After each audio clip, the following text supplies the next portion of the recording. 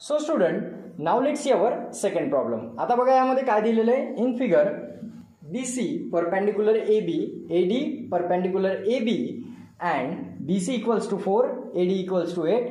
Find both the ratio of area of triangle. आता ही जी diagram दिली आहे तर डायग्राम बघितल्यावर तुमच्या लक्षात येईल. बघा ही दोघांमध्ये जी दिलेली आहे ही काय आहे, बेस आहे. आता ही बेस जी आहे ही आहे कॉमन. ठीक आहे, दोघांमध्ये काय आहे, बेस कॉमन आहे. फक्त ही झाली याची हाईट BC, ही झाली हाईट H1 म्हणू शकतो आपण याला ABC ची, आणि BC ची हाईट आपल्याला दिलेली आहे 4. तसेच ही झाली आपली H2 आणि H2 इक्वल टू आपल्याला दिलेली आहे 8. ठीक आहे, तर अशा प्रकारे ह्या दोन व्हॅल्यूज आपल्याला दिलेल्या आहे आणि म्हटलं आहे की फाइंड करा एरिया ऑफ ट्रायंगल.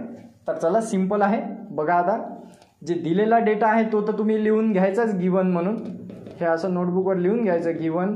त्यामध्ये तुम्हाला दिलेलं आहे BC equals to 4 and AD equals to 8. ह्या दोन गोष्टी तुम्हाला दिलेल्या आहेत. वरतून सांगितलं आहे की हे परपेंडिकुलर आहे आणि दोघांमध्ये तुम्हाला डायग्राममध्ये डायरेक्ट दिसत आहे की बेस काय आहे, कॉमन आहे. बेस जर कॉमन असेल तर सिंपल आपला फॉर्म्युला काय, area of triangle ABC divide by area of triangle PQR equals to H1 divide by H2. So simple आहे.